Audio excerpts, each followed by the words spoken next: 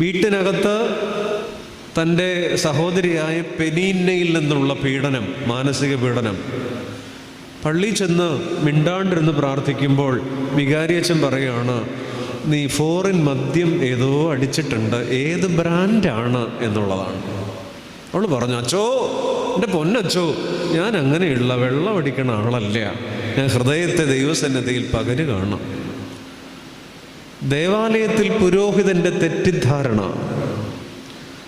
വീട്ടിനകത്ത് സ്ത്രീയുടെ ശത്രു പലപ്പോഴും പുരുഷനല്ല, സ്ത്രീ തന്നെയാണ്.